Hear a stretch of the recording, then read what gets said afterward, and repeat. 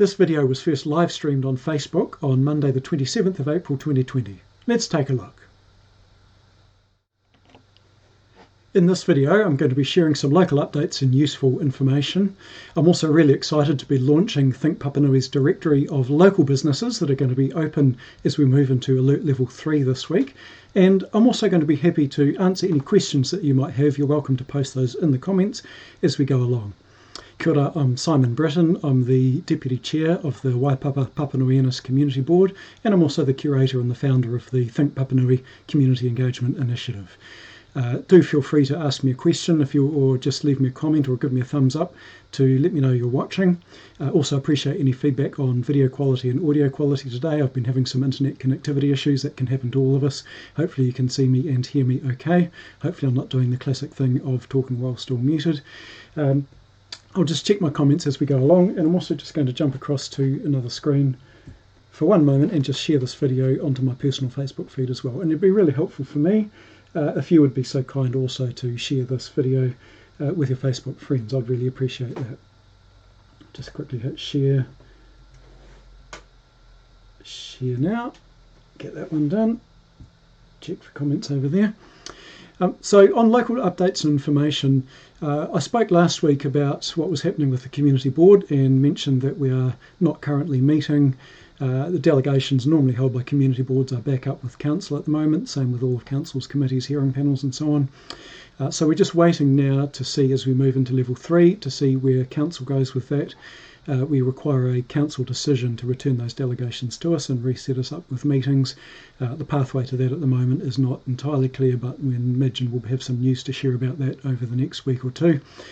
Council's dealing with quite a lot at the moment, as you can imagine, with all of the impacts of the current COVID-19 situation.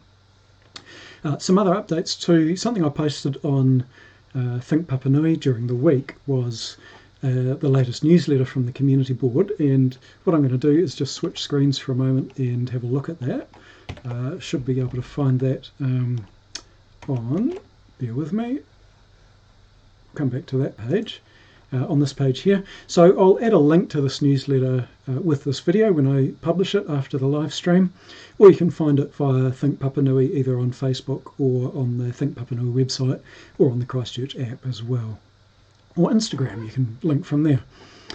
So in the newsletter from last week, we've got an introduction, welcome from my colleague Emma at the top there. Then there's a link or series of links to articles on the Council's Newsline website, and I'll just briefly have a look at a couple of those. Firstly, there's an article there about the change to Alert Level 3 and the restart of infrastructure projects. That is going to be the case not just for council-led infrastructure projects, it's also the case for the Christchurch Northern Corridor motorway project, which is going to be restarting tomorrow, Tuesday the 28th of April. And of course a lot of private construction work is going to be restarting this week as well. So that is going to be a significant increase in the number of people working and on progress, of course, on all those projects. A couple of other articles I might just move past. There's a link to the kind of the hub of information on the council's website. The what impact is it having locally is a great place to go as a starting point for information, and you can find that just straight off the council's homepage as well, ccc.govt.nz. Then we've got news about rubbish and recycling, and I know a lot of people have been asking questions about that and waiting on news. So the refuse transfer stations are reopening from tomorrow, the 28th of April. They will have a booking system in place when they reopen, so what you need to do if you do need to go and drop off either general waste or either garden waste is phone first and make a booking. So just follow the Newsline article there, find out more about that. Curbside recycling is restarting this week, so recycling has still been being collected from yellow bins. Sorry, from next week. Recycling has been collected from yellow bins, but it has been being landfilled because the business that processes that waste hasn't been able to operate under Alert Level 4. They're gearing back up for business this week, and from next Monday, the 4th of May, the full processing of yellow bin waste will resume. So that's good news on the recycling front, and what Council is asking is that people now only put recyclable material in the yellow bins. Over the last few weeks, the Council has said If you've got excess rubbish, chuck it in the yellow bin because it has been being landfilled. That's really not a great habit to be getting into though. So if we can keep pure the recyclable materials into the yellow bins now, that would be great and much appreciated by the staff that are processing that. The council's warm and dry program is restarting. That's the program to add heat pumps and also insulation in social housing units with the Ōtautahi Community Housing Trust. So the work on heat pumps is resuming as we head into level 3. There's a news item there around impact on businesses, and I will come back to that because my main announcement today is in relation to businesses and how we can support them locally. Also a reminder, if you're going back into workplaces that have not been open for a number of weeks, run some water through all your systems there just for hygiene purposes. And then a few other news items as well, recognition of Anzac Day and how that's been recognised in a very different way this week. I've got a piece of art from one of my children. You might see on the wall there some poppy art as well. And like I'm sure a lot of you, I marked Anzac Day with the stand at dawn. And that seems to have been a real positive way that people have been able to continue to engage in some sort of recognition under the unusual circumstances that we're in this year. Down at the bottom of that newsletter, there are links to contact the community board or the governance team that supports us as board members, and also a sign-up link for this newsletter. So if you're finding this newsletter via a web page, you can click through that link there and add your details so that you can get future newsletters by email. They're likely to continue coming out on a more regular basis in the short term. So that's all the latest news and information. If you do have any questions about things that are happening, do let me know. Just going to check something on my other screen before we go any further. Yes, does look like we're underway. Just something gave me a bit of a fright for a moment there. I'll just get my live screen up so that we can make sure I'm catching any questions. That's better. Super, just a screen hadn't refreshed. Had a sudden horrible thought that I was not being seen by anybody, and I wouldn't want that. So then on to the main announcement of the day. I've been approached by a number of businesses asking me to share information about what they can offer and how they're reopening as we move especially to alert level 3. And I've kind of been caught in a place between wanting to support our local businesses and our local community, wanting to keep the focus of Think Papanui on its core purpose, which is supporting community engagement, and in particular with local government, and also potentially the burden of having to list a whole lot of information and also keep it current, because we're in a pretty fluid situation. Things are changing quite fast. And I was a bit nervous given the number of businesses that we have in the Papanui and the wider area around the Papanui Ward, which includes Redwood and a few other parts of our Christchurch suburbs.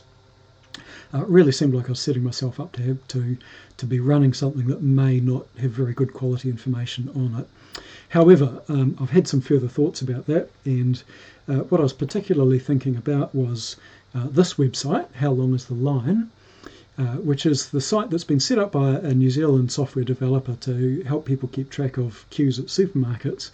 And the two key principles of this one is it scales globally. Anyone in the world can add a shop to this and to check the queue length at their local stores. And the other key thing about it is it's totally crowdsourced information. So the person who set it up doesn't have to provide all the content, they've just provided a platform for it. And I must give this another shout out as well. Found this particularly useful given on Saturday we had all our shops closed in the morning with Anzac Day. It was a good place to check on Saturday afternoon what the queue lengths were like at our local supermarkets. Today they're looking pretty good. No lines I can see in our local stores at the moment, but you can always check that, howlongistheline.org. So, thinking about those principles, let me just jump across to Think Papanui. So at thinkpapanui.nz, the main thing you're going to find on that website is just an ongoing listing of news items. The same news items you can also find on the website. It's fairly searchable. There's a sign-up link for the newsletter, Instagram and Facebook feeds and so on. The other thing I've been maintaining on in the short term of this banner, What's Open in Papanui, or the COVID-19 link, has been a page of information on what's been open under level 4. That hasn't been too tricky to maintain because not much has been open, as we've all been very aware. That hasn't had information on online businesses, but it's had news about what's been open at Northlands, our local supermarkets and our local banks. And I haven't heard yet what's happening with banks and what's happening with this page. I'll make some decisions about over the next few days. I may keep it up for a little bit longer, especially if banks, for example, are going to be open a day a week. I was down at Northlands on Thursday this week, just by the entrance to the BNZ, just as I was heading into the Pack and Save, and I could see quite a queue at about 10:30 in the morning. The BNZ is open on Thursday mornings from 10 a.m. till 2 p.m, and it seems like there is still some real demand for those over-the-counter cash transactions, particularly for people who don't have good access to online banking. So I can see that being a pretty useful thing for the community to continue to keep informed of. I will likely scroll back to the top. I will likely take away this header, the What's Open in Papanui header, and replace it with a Shop Local in Papanui link, which at the moment we can also find in the menu. And this is the thing I'm launching today. On the crowdsourcing best efforts type of approach, much like the How Long is the Line website. So what we've got here is a directory that lists businesses that are open at alert level 3, and this can be businesses offering click and collect or delivery. It can be businesses, for example, our local takeaway stores, if they're reopening, that allow us just to ring up an order and walk up to the door and collect when the orders are ready. Some of those small businesses are not super set up with online services, but I know a number of them are preparing to open, and so those of us who are able to support them, spend a bit of money on some local takeaways and some local services. That's what I'm aiming this to be, as well as trade services as well. So I've just started this. There's just a small amount of content on it at the moment. So I've got a couple of retail stores, a couple of service providers, and myself on there. And you'll be able to see on there things will be collected into services, and stores will be collected into categories. So at the moment it's starting off with food and drink, which will be our cafes, bakeries, restaurants, takeaway stores and so on. The retail food outlets, our supermarkets, etc. I've got a health and wellbeing category, a hardware and homeware, a trade and services, and one called general, which is everything else. And the key thing with this is the quality of the content on this will be as good as you, the members of the public, add to it. So if you're a business owner or a local manager of a business or a branch, or if you're a member of the public and you've got some information, adding content to this is as easy as clicking on this button here, create a listing. And what that'll take us to is a simple form where we can say, cool, I'm going to add another business here. I'll pick a category. If the categories don't fit, just choose general and I'll sort it out in the background. It mentions a plan and charges here. Everything's free. There's no proposal to charge on this, certainly for the basic listings that everybody's adding at the moment. And then we can just chuck in the business name, some descriptive information, links to a website, Facebook page, phone, email, physical address, and then just identify yourself. Are you a member of the public or are you associated with the business? You can add a few comments just to communicate with me, upload a couple of images, agree to the T's and C's, and hit the button to complete the listing. And it really is just that easy. That will come through to me. I'll double check it and then put it live on the website. Now I did hit create listing, but that won't go live because I didn't fill in at least one mandatory box. Let's just go back to the directory. It's also possible in here to search. So if I'm searching on a particular business name, once I've got more than 5 in here, I'd like to see 500 in here in the next few days or perhaps in the next week. You'll be able to chuck something in there and add part of a business name, hit go, and you'll get some search results. The other thing you can do, just to help with the quality of the information, there is a bit of a risk here. Things could get duplicated, or some incorrect information could be added, or something could become a bit outdated. So the other thing I can do if I'm looking at the details of a business, or even from that initial listing, it gives me the option to flag a listing. You can see it here. If I return to the directory, you'll see it on the main screen as well. Flag a listing. And if I look at this list and say, oh, actually, this is now a bit out of date, or I'm the store owner, someone else added it, great, but I want to fix some things up, I can hit flag the listing, and it again just gives a simple form to fill in some details and send that information through to me. Of course, you can always head to contact on the website or contact me on my Facebook page. So yeah, really appreciate feedback on that. It's live now, it's launched, thinkpapanui.nz/shop, or just head to Shop Local on the menu on the Think Papanui page, have a look at what's there, and do me a favour, add a couple of listings, anything around your area. And I'm really hopeful that I've seen a lot of people sharing on Facebook news about businesses opening up, and that that's great, but it can be hard to find later. So I'm really hoping this is a great way that we can put things in one place and help support our local community and our local businesses and business owners and staff who work locally in our community. Just going to switch screens again, bear with me for one moment, and have a look, just double check if I've got any questions you have come through. Thank you, Joe, appreciate the comment.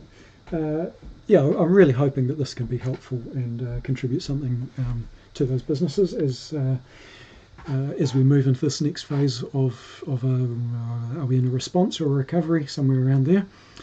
If you do have any questions or anything that you'd like to let me know, if you're not watching this live, you're welcome still to leave a comment afterwards. It's possible you found this via my YouTube channel as well. I will be uploading it to YouTube in the next day or two. You're welcome to leave me a comment there. And if you're watching it on YouTube, do hit subscribe. I'd appreciate a few more subscribers on my YouTube channel. I'd like to add a bit more video content as we go along. That's all for me for today. But yeah, appreciate you tuning in, either live or after the fact. And yeah, I'll be doing another one of these live streams. I said last week I'll do another one in about a month. It's a pretty dynamic situation at the moment. If there's something useful or relevant I can contribute, I'll do this again in less than a month. Otherwise, yeah, I'll see you in the fullness of time, and look forward to connecting with you again. Otherwise, you can still reach me through my personal website, simonbritten.com, or you can track me down through Think Papanui. Hope you enjoy the rest of today. The sun's just come out, and it's been a nice warm day today.